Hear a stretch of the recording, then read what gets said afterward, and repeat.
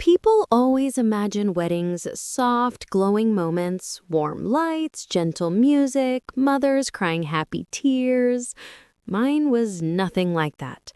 Instead, it began with a sentence sharp enough to slice through silk. "Everyone, look at the old pig we have to tolerate tonight." For a heartbeat, the world froze. I stood there in an emerald gown tailored to perfection. One I bought because my son deserved a beautiful memory of his mother on his big day. But the only memory I received was Sophia, my son's brand new bride, motioning toward me with her champagne flute as her friends and family cackled. Their laughter was the kind that came from privilege, not humor, the kind that stung. Sophia's father, James, was the first to realize the mistake. His smile collapsed. His eyes widened. His glass stopped midair. "Wait, aren't you Margaret Harrison, my new CEO?" Around us, the laughter died, one throat at a time. Just 2 hours earlier, everything had been different. I had stood beside my son in the church vestibule, straightening Bradley's bow tie. He looked so handsome, so nervous, like he had it 5 years old when he tried to ride a bicycle without training wheels. "Thanks for doing all this, Mom," he murmured, not quite meeting my eyes. "Everything for you is my honor," I'd said, meaning it. I had spent months planning this event, mapping out every detail, from the imported roses to the gourmet catering. The final bill, just over $300,000. A number that didn't frighten me, but the lack of appreciation certainly did. As I stood under the sparkling chandeliers of the reception hall, surrounded by glass and gold and grinning strangers, humiliation washed over me like cold rain. It wasn't the insult itself that hit hardest, it was the casualness, the assumption that I was some overweight, overbearing, unwanted mother-in-law whose presence could be mocked for sport.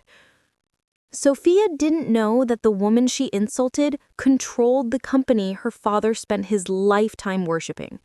Harrison Industries was a pillar of Chicago, a powerful one, and I had quietly, patiently, strategically gathered the controlling shares over the years. My first day as the official CEO was Monday, but at that moment, none of them knew that. Sophia giggled awkwardly when her father blurted out my identity, but even she couldn't mask the sudden panic spreading across her features. Wealthy people rarely fear outsiders. They fear people who outrank them. I watched them scramble to recover, offering fake smiles, overly polite comments, and hasty explanations. Their desperation tasted sweeter than the champagne. Bradley approached me then, finally sensing something was wrong. "Mom, are you okay?" I looked at my son, my only child, the one I had raised through grief and hardship and long nights, and realized something painful. He had chosen to stand slightly closer to his bride's family than to me. "Yes, sweetheart, perfectly okay." But I wasn't. And the moment I excused myself and walked toward the restroom, I knew a truth I'd ignored for too long. I had allowed myself to be too small, too quiet, too accommodating. That ended tonight. Because I wasn't the pig in the room. I was the wolf they mistook for livestock. What none of them knew yet was that the insult they casually tossed at me would become the spark that burned their entire world to the ground. And Monday morning, the fire would begin. The path to that humiliating moment didn't begin at the reception hall. It started long before. 18 months earlier on an ordinary Tuesday evening with a phone call from my son that carried an unmistakable tone. A tone I'd learned to recognize since he was a teenager. "Mom, I need something." "Mom, she said yes." Bradley's voice burst through the phone. I closed the financial report I was reviewing and allowed myself to smile. My son was engaged. Despite everything, genuine joy filled me. "Oh, sweetheart, that's wonderful. When did you propose?" "Last night at Aurelio's, the place you took me for my MBA graduation dinner." I remembered that night vividly. The steak, the wine, the look of pride on Bradley's face as he held his degree. The bill was obscene, but worth it. For a moment, I was back in that restaurant, listening to him describe Sophia's teary reaction to the proposal, the ring he had chosen, the applause from nearby diners. His happiness was infectious. But beneath the excitement, something felt incomplete. One detail notably absent. "So," I asked gently, "have you two talked about the wedding budget?" Silence.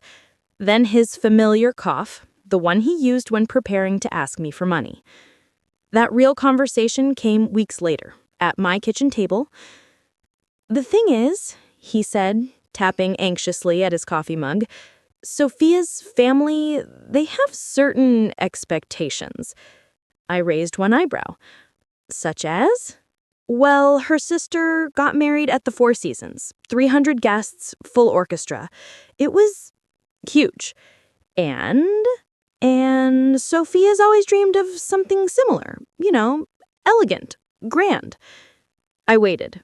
Silence is powerful in business negotiations and in motherhood. Bradley finally exhaled. "The venues she likes start around 200,000. That's just the basics. Flowers, photography, music, those are extra." I repeated the figure calmly. $200,000. He nodded quickly. "I know it sounds crazy, but Mom, she's the one. I want her to have everything she deserves." My heart cracked. "What about you deserve?" I thought. "What about the nights I stayed awake building a company from the ashes of your father's death? What about the years of sacrifice?" But mothers learn to swallow their own needs. "Have you discussed a more modest wedding with Sophia?" I asked. "You don't understand," he said. "Her family, they're really wealthy. Her father owns Harrison Industries." If I had been drinking my coffee, I might have choked. The irony was extraordinary. My son had no idea I had been quietly acquiring shares of Harrison Industries for years. He didn't know his late father's family legacy now belonged primarily to me. "And you feel pressure to match their lifestyle?" I asked. "Mom, I just want to be worthy of her." There it was, the sentence that explained everything. I had raised him to believe he could reach for the stars. Somehow he interpreted that to mean he wasn't enough unless he could buy the sky. "Bradley," I said softly, "if she truly loves you, a courthouse ceremony would be enough." His eyes begged me silently. "Please, Mom, I'm not asking you to pay for everything. Just help us get started. I'll pay you back." He wouldn't. He couldn't. His consulting job barely covered rent and recreation. "How much help do you mean?" "Maybe $250, $300 at most." That number, $300,000, hung between us like a shining, dangerous ornament. That night I sat in my late husband's study, looking at his photo. "What would you do?" I whispered. But I already knew. Robert would have said yes, no matter the cost. So the next morning, I became the mother who funded the dream wedding. And unknowingly, I also became the mother who funded my own humiliation. But if I thought paying for the wedding was the worst mistake I'd make, I had no idea what awaited me on Monday. Because power, once awakened, does not go back to sleep. Monday arrived carrying Chicago's early autumn chill, the kind that whispered change. Not the gentle kind, the kind that sweeps in like a storm. I dressed with intention. Charcoal power suit, modest jewelry, hair pinned back with the exact precision that had unsettled half the real estate executives in the Midwest. I wasn't dressing for Sophia, or James, or even Bradley. I was dressing for myself, for the version of me I had allowed to sleep too long. At precisely 9 a.m., I stepped into the Harrison Industries boardroom.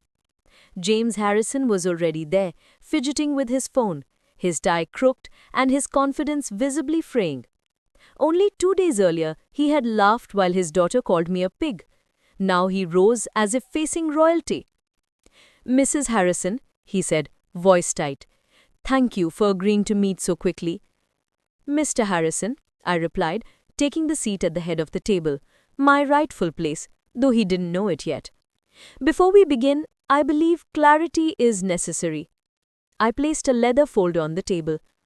Inside were years of documentation: stock certificates, voting rights, acquisition timelines, board approvals. The quiet empire I had constructed while everyone assumed I was simply a grieving widow. I own 51% of Harrison Industries, I said calmly.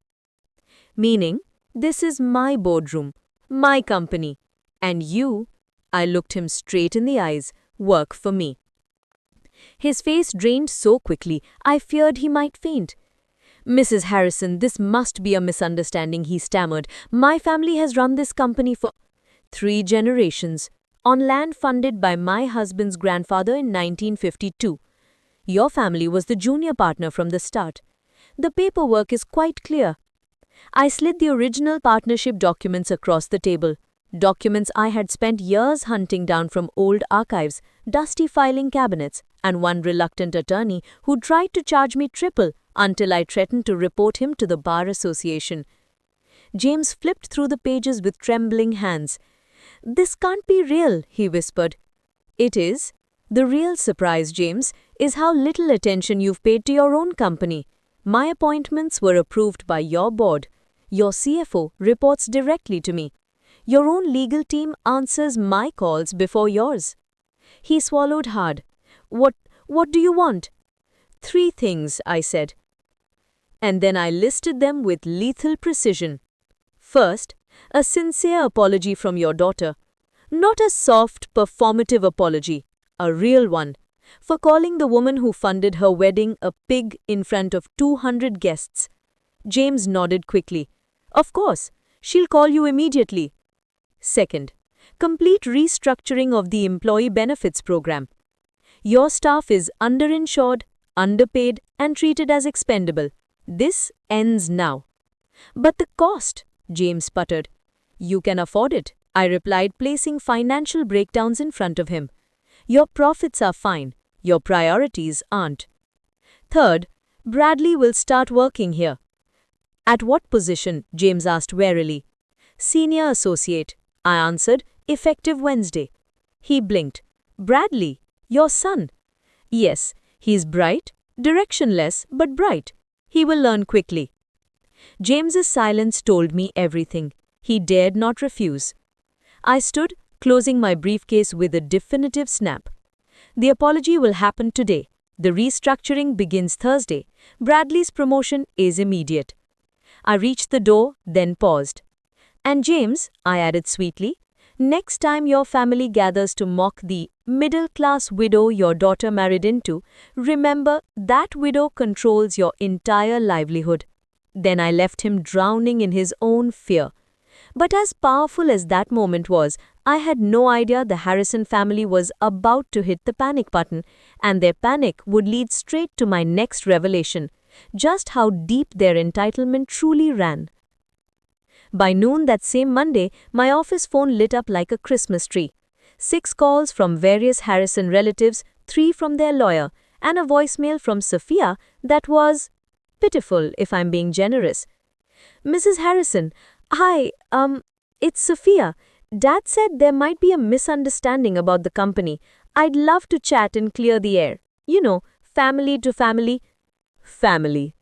She'd use that word the same way a child reaches for a cookie, hopeful, undeserved, and deeply unaware of its value. I deleted the message. At 2 p.m., she tried again, her voice thinner this time. I realize my comments at the wedding may have sounded, inappropriate. I was overwhelmed. Meeting Bradley's family made me nervous. I hope you understand.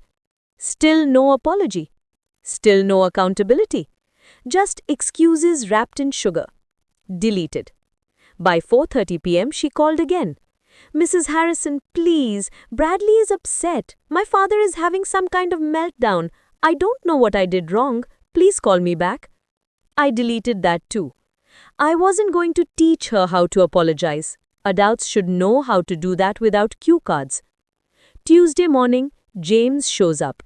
At exactly 8 a.m., James Harrison appeared at my office door, looking like a man who had slept inside a tornado. "Mrs. Harrison," he said, voice breaking, "I'm begging you, please, Sophia is devastated." I gestured toward the chair opposite my desk. "Let's discuss what devastated actually means in this context." He sat. "She's young. She made a mistake. Surely we can move past." "James," I cut in, "your daughter called me a pig in front of 200 people at an event I paid for. That is not a mistake. That is behavior." His throat bobbed. You paid for the wedding?" I opened a folder and slid the itemized receipts across the desk.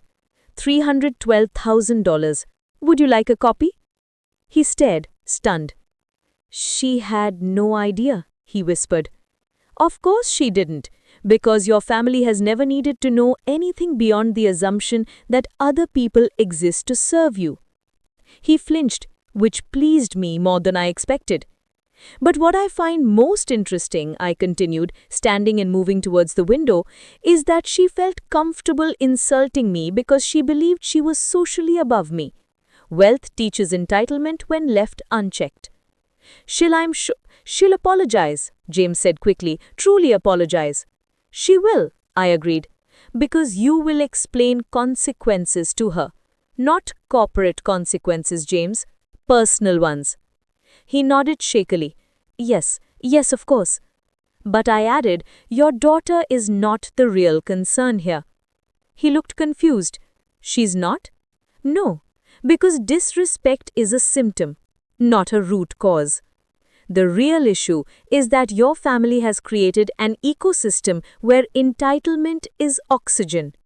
His eyes widened slightly, as if I'd just spoken a language he'd never heard before. "And James," I said, returning to my desk, "oxygen is about to get very scarce." By Thursday, the storm hits. The moment I announce the improved employee benefits package, healthcare upgrades, retirement contributions, overhaul of parental leave, the news spread like wildfire. Employees were elated. The Harrison family, not so much. The higher-ups realized I wasn't simply adjusting policies. I was dismantling their comfortable little kingdom, piece by piece, benefit by benefit, lie by lie. Even Bradley called that night, confused and anxious. "Mum, a dad-in-law just offered me a job, a really good job. Is this something you arranged?" "Of course not. Maybe he simply recognizes your potential." He didn't believe me, but that wasn't my problem. Not yet, because the next day, when Sophia's mother invited me to a friendly lunch, I knew exactly what was coming, and I was more than ready to let Patricia Harrison expose just how desperate their family truly was. Friday afternoon arrived veiled in cold drizzle, the kind that darkens the pavement and makes even the wealthiest corners of Chicago look honest. I arrived early at the Chicago Club, a place designed to whisper luxury rather than shout it.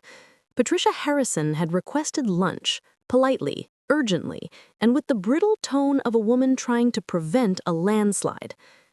She arrived precisely on time, wrapped in understated elegance, the expensive kind that is meant to look effortless but requires a staff and a stylist.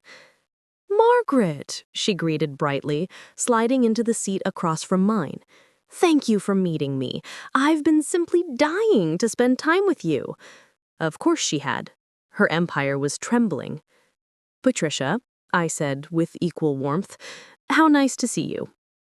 She spent several minutes chattering about the weather, the chef's reputation, and a mutual acquaintance she pretended to like. I let her talk.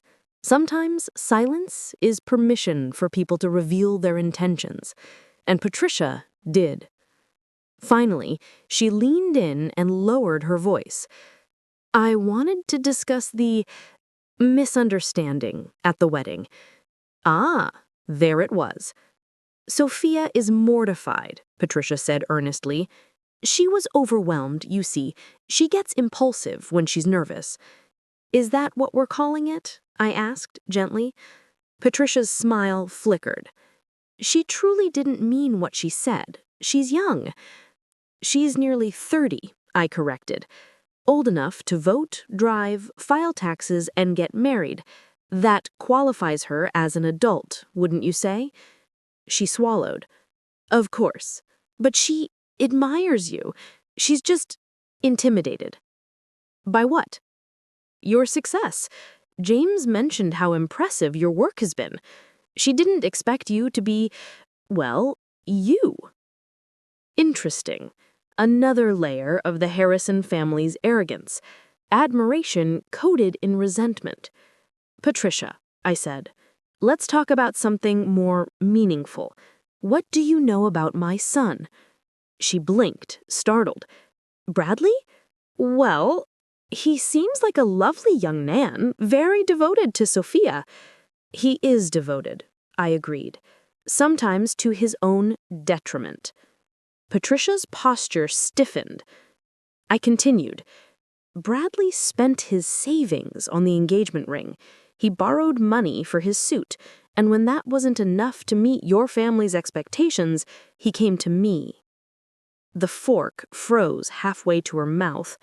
I placed a folder on the table and slid it toward her. Here, these are the invoices for your daughter's wedding. Her eyes widened as she scanned line after line, number after number. $312,000? She whispered. All paid by me, I said calmly. No contribution from your family. She looked like someone had slapped her across the face with a ledger. I had no idea, she murmured. Exactly, because your family assumed that Bradley came from nothing. You never stopped to consider who I might be or what I've built. Patricia's voice turned fragile. James said Bradley's mother was just a middle-class widow. That narrative was convenient for him, until it wasn't. I reached for another folder, thinner but heavier in consequence. Let me tell you something about your family's finances, Patricia. She tensed. You maintain a wealthy image, but you do it with leverage and credit. Your properties are overvalued, your loans inflated, and your profit margins thin. Your family lifestyle exists on paper, not in reality. Her face drained as she stared at the financial summary I laid before her. I could fire your husband tomorrow, I said lightly. Restructure the debt, liquidate assets your family considers sacred. She inhaled sharply. Or, I continued with a pleasant smile, your daughter can offer a sincere apology, a real one, not the rehearsed kind. Her hands trembled as she clutched her water glass. And if she apologizes, then we're family, and I take care of family. I stood, placing my napkin neatly beside my plate. But Patricia, understand this. I am not the woman your daughter thinks she insulted. I am the woman who now controls your family's future. I left her staring at the check I'd already paid. Because that night, when Sophia finally called me, voice shaking, pride shattered, I learned something far more dangerous than her insult. I learned exactly what Bradley had been telling her about me. Sophia called at 9:47 p.m., a time chosen by someone who could no longer pretend everything was fine. I had just settled into my husband's old leather reading chair, glass of wine in hand, when my phone buzzed. Mrs. Harrison, she said softly, I hope I'm not calling too late. You're fine, I replied, keeping my voice neutral. A shaky inhale. I owe you an apology, a real one. I didn't speak. People reveal their truest selves when met with silence. What I said at the reception was cruel. I was wrong, completely wrong. You paid for the entire wedding, and I repaid you with humiliation. I'm ashamed. Her voice cracked. Finally, something genuine. I've been thinking about why I said it, and the truth is, I was intimidated by you. That surprised me. You walked into the venue confident, elegant, composed. Bradley is always talking about how incredible you are, how you built your life from nothing after his father died. I, I just, she swallowed. I felt small next to you. And instead of dealing with that insecurity, I tried to make you smaller. There it was, the first honest thing she'd said since I'd met her. And how did that work for you? I asked. It didn't, she admitted. It blew up my life. More silence, more truth trying to escape her tight composure. Mrs. Harrison, I know I don't deserve forgiveness, but could we start over? We can try, but trust isn't restored with words. It takes actions. I understand, she said quickly, too quickly. So let me ask you something, I added, my voice steady. At the reception, when you introduced me to your family, you didn't insult me spontaneously. It was planned. Why? I heard her breath hitch. Yes, she said at last. I told them beforehand that Bradley's mother could be difficult, that you interfered. I sat up straighter. Interfered? In what? In his life, she whispered. Bradley said you had trouble letting go, that you still treated him like a child, that you used money to control him. The words didn't just sting, they cut. I closed my eyes, feeling a cold, sharp ache in the space where maternal pride once lived. Specifically, I said quietly, what did Bradley tell you? He said, she breathed, that if you helped with the wedding, you'd take over everything, that you'd use the expenses to justify inserting yourself into our marriage. He told me not to trust your generosity. I felt the world tilt. Bradley, the boy I raised alone, the boy I sacrificed for, had painted me as a manipulative burden. He made it sound like you were difficult, like helping us was a way of controlling him. My heart tightened, not because of Sophia's confession, but because deep down, I believed her. Mrs. Harrison, she added softly, I realize now it wasn't true. You weren't controlling. You were loving. I opened my eyes, and in that moment, something inside me shifted. Not anger, not heartbreak, something colder, sharper, a clarity formed by years of being taken for granted. Thank you for telling me the truth, I said finally. Sophia exhaled, a broken, exhausted sound, and then I asked her the question that would change everything. Sophia, did my son ever tell you how much of his life I've paid for? She was silent. Too silent. That silence told me more about Bradley than any insult ever could. Because the next morning, when James Harrison showed up at my house looking terrified, I realized Bradley wasn't the only man hiding secrets, and the real reckoning was just beginning.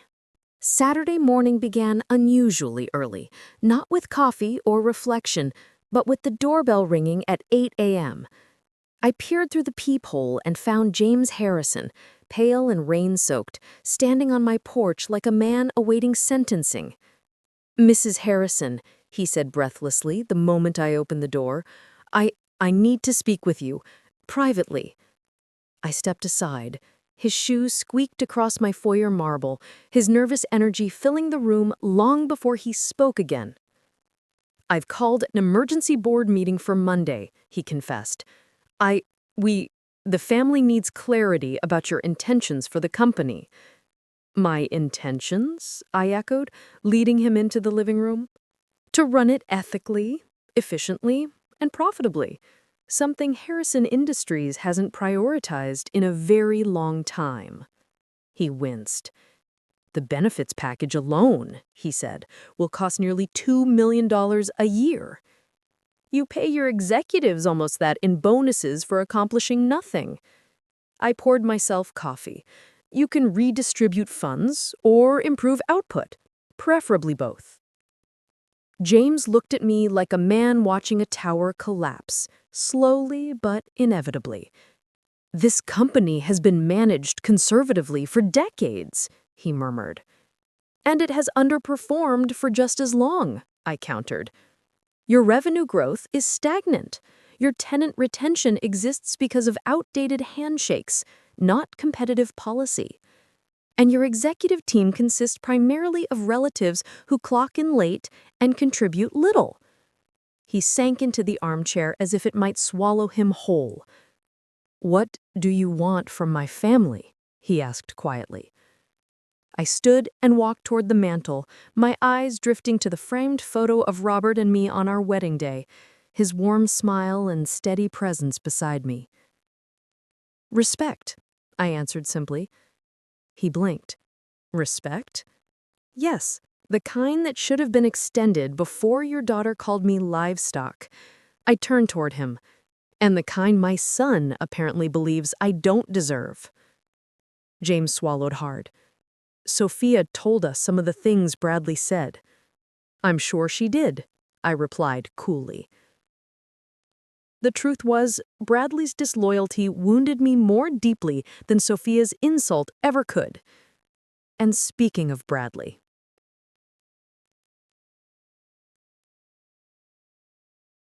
Dinner at 7. That evening, Bradley and Sophia arrived at my home with expressions fit for a courtroom rather than a family meal.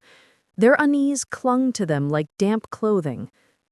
We exchanged stiff greetings, I served dinner, we danced around small talk like fragile glass. Finally, I set my fork down. Bradley, we need to discuss the conversations you had with Sophia about me. He froze. Sophia's eyes lowered. What conversations? He asked weakly. The ones where you describe me as controlling, manipulative, someone who uses money to intrude on your life. His jaw tightened.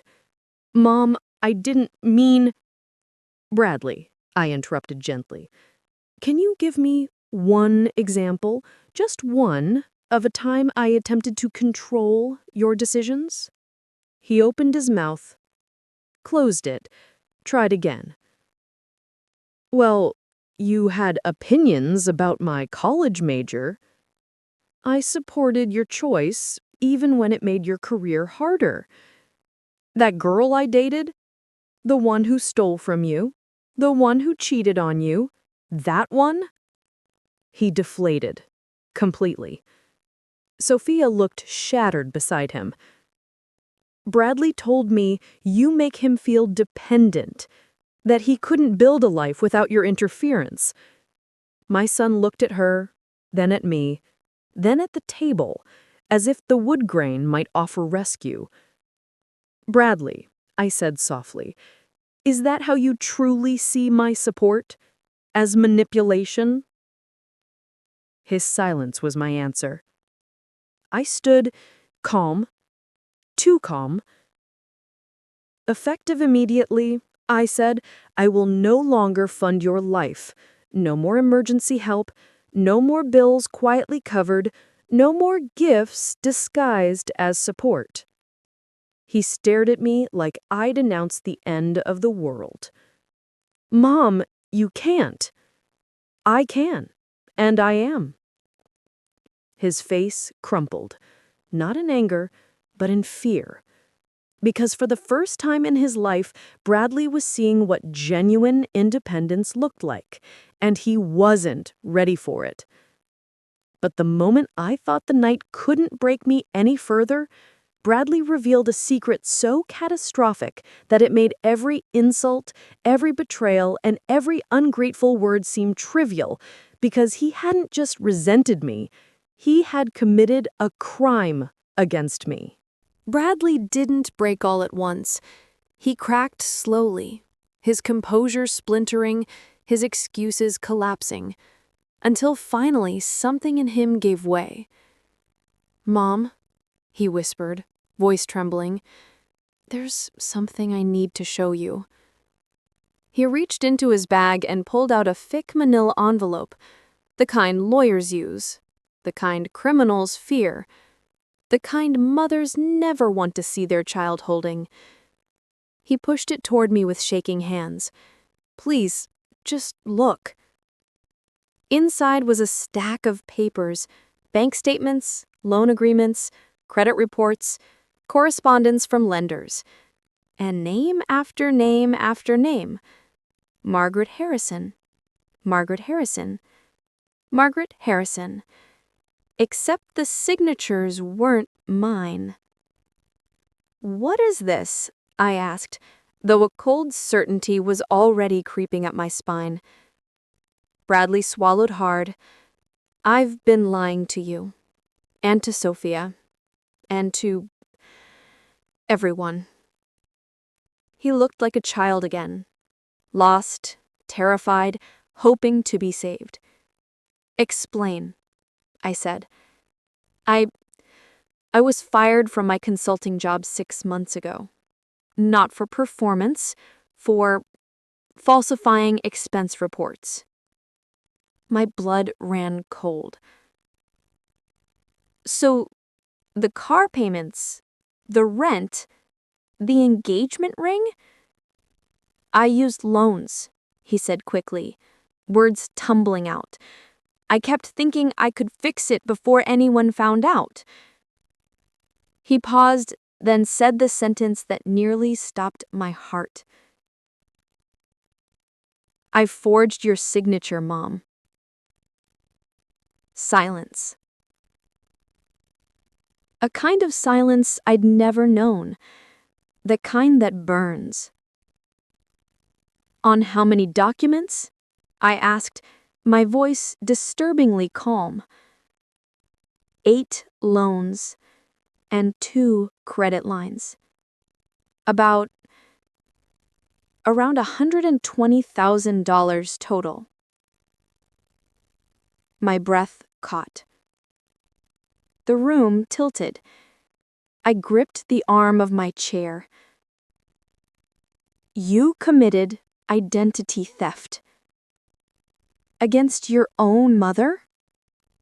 Sophia entered my office like a woman carrying the weight of 2 lives, her own and the one she had just discovered her husband built from lies. Her cheeks were streaked with dried tears, and in her hands she clutched the very same type of manila envelope Bradley had handed me hours earlier. "Mrs. Harrison," she whispered, voice raw, I need to talk to you. Alone." Bradley opened his mouth, but she didn't even look at him. "Please," she repeated, almost pleading. I nodded toward the conference room. "Come." When the door clicked shut behind us, she collapsed into a chair and emptied the envelope onto the table. Loan papers, past due notices, credit card statements, all forged with my name.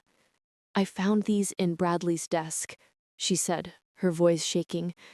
"At first I thought it was some kind of mistake, but then I saw the signature." She pushed one document toward me. "I compared it to the signature on our marriage certificate. He didn't just forge yours, he forged his own name on ours." My breath caught. "What do you mean?" She pulled out one last sheet of paper, an official court copy of their marriage license. "I requested this yesterday because Bradley told me he handled the filing. Except he didn't. He never turned it in. He forged his name, forged mine, and filed a fake copy to keep me from knowing the real one wasn't submitted. I froze. So, legally, I said slowly, you're not married. She nodded, tears spilling over. I confronted him this morning. He said he panicked when he lost his job and the wedding was too expensive, and he was ashamed to admit he couldn't afford a life with me. So he stalled. He said he planned to fix it eventually, but he just kept lying. My heart ached for her, for the woman I once saw as an enemy, but now recognized as collateral damage in my son's unraveling. I'm so sorry, I said, gently. She looked up, eyes swollen but resolute. I came to ask you something, Mrs. Harrison. Do you believe Bradley can ever change? The question hit hard, deeper than I liked. After a long moment, I answered honestly. I believe he can face consequences, and sometimes consequences teach what love never could.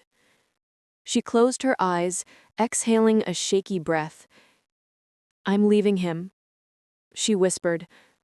Not because of the money, not because of the job, but because he never gave me the dignity of the truth. She stood then, unexpectedly steady, unexpectedly strong. And before I go, I wanted to thank you for telling me the truth, for not sugarcoating anything, and for being the kind of mother I hope to be someday. Her words stunned me. She left the room, shoulders squared, future uncertain, but finally hers again. Bradley entered moments later. His face was blotchy, his voice trembling. Where's Sophia? Gone, I said, to choose her own life. He sank into a chair, staring at nothing. I ruined everything. You did. But you can repair yourself.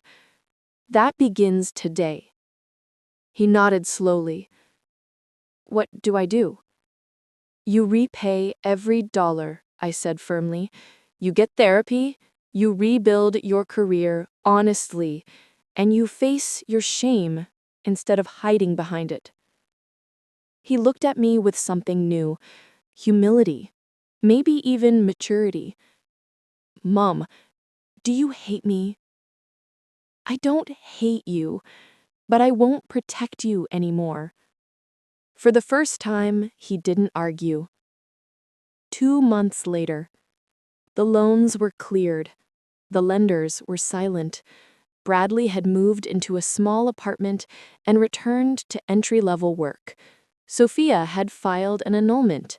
James Harrison accepted his new position, reporting to me.